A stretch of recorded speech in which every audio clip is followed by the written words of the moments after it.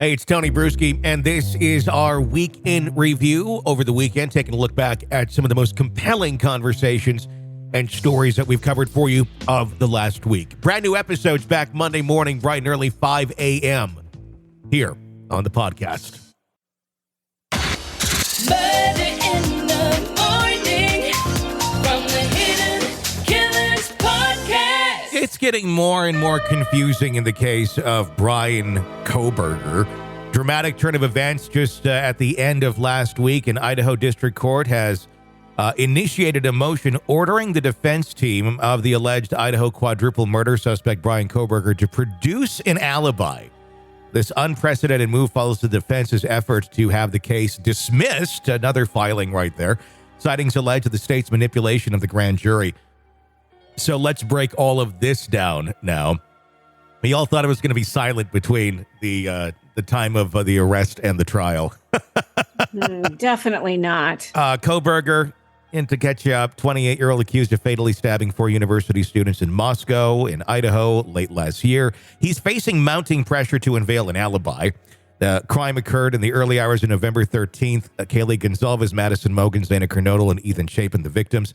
Trial scheduled for October, with the prosecution indicating their pursuit of the death penalty as early as June. In light of the defense's team's failure to submit an alibi, which was not done last week before Monday's deadline, the state motioned the court to coerce Kohberger to provide a valid excuse for his absence from Moscow on the day of the murders. Prosecutors expect full details of Kohberger's whereabouts, including locations, times, corroborating witnesses, and their respective contact information. The defense's countermove was to file a motion to dismiss, demanding either the case dismissal or remanding for a preliminary hearing again. Basically, that would reset the whole thing. They argue that the grand jury was misled about the standard of proof required for an indictment.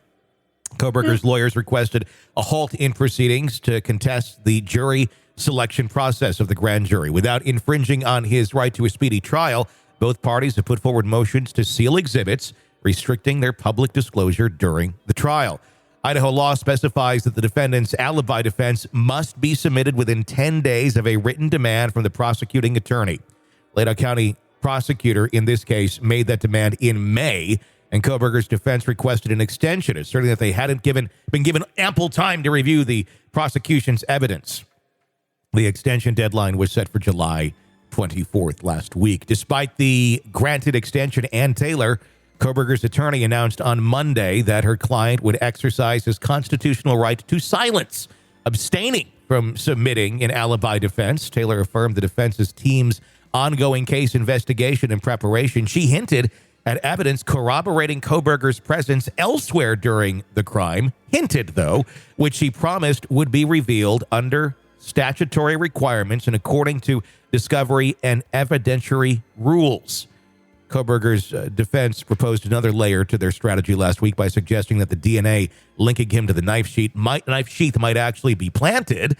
They requested additional information on how the FBI utilized the DNA to construct family trees leading to Kohberger.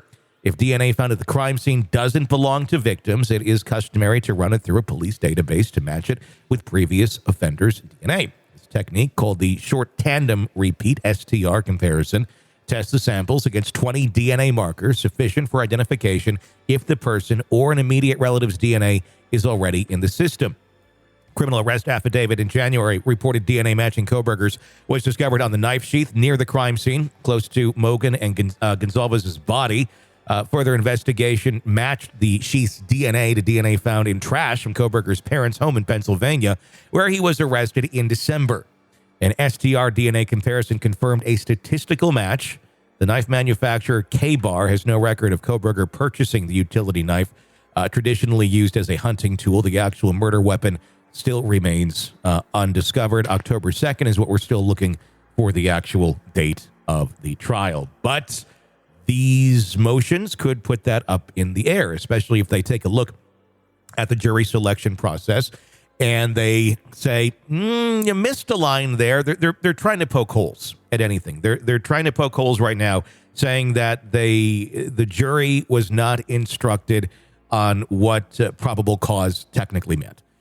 And that because one line they say was not read, and I don't know if it was or not, this is just the claims that come out of the defense, which thus far have been rather nuts and really don't stand any ground and have no evidence behind them, but maybe they have something. And if they do have something, all that's going to do, it's not going to dismiss the case or throw it out.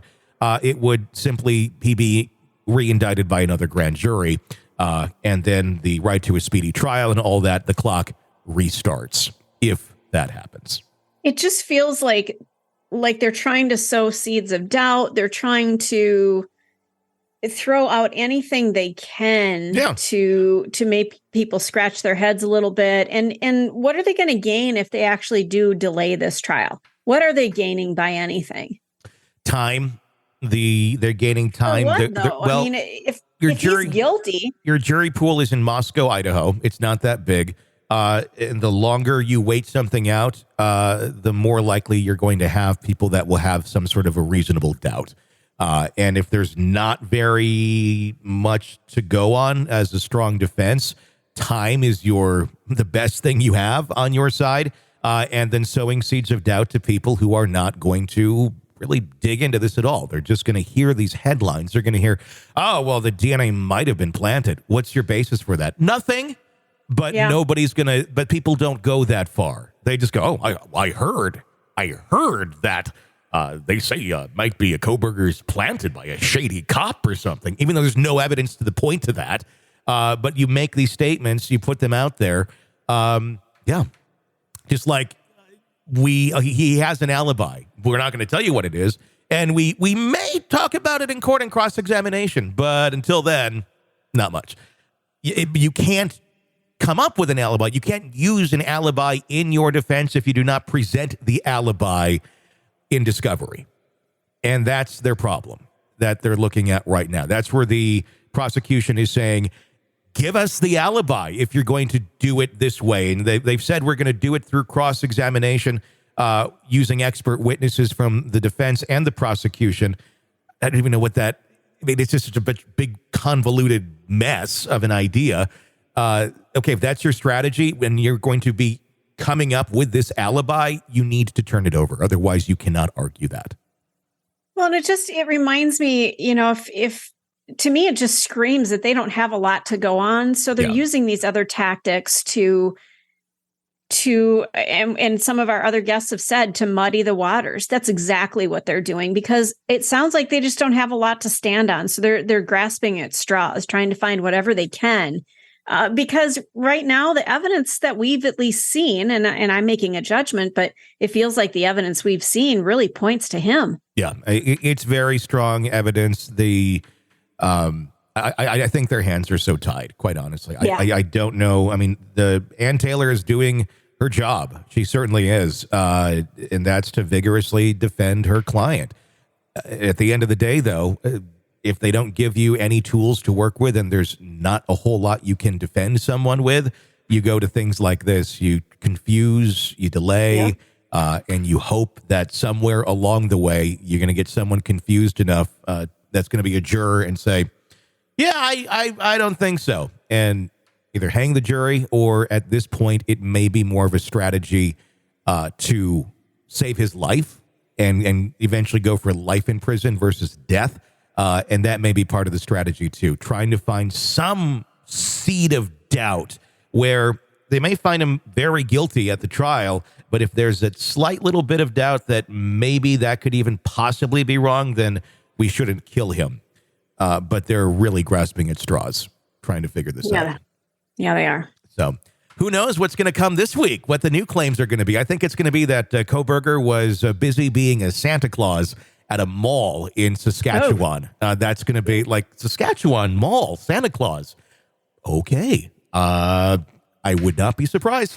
You're locked into the Hidden Killers podcast. Want more? Start binging on all of our true crime podcasts right now through Apple Podcasts and get an ad-free experience when you sign up to be a True Crime Today Premium Plus member exclusively on Apple Podcasts. More of the Hidden Killers podcast dropping soon. Press subscribe now.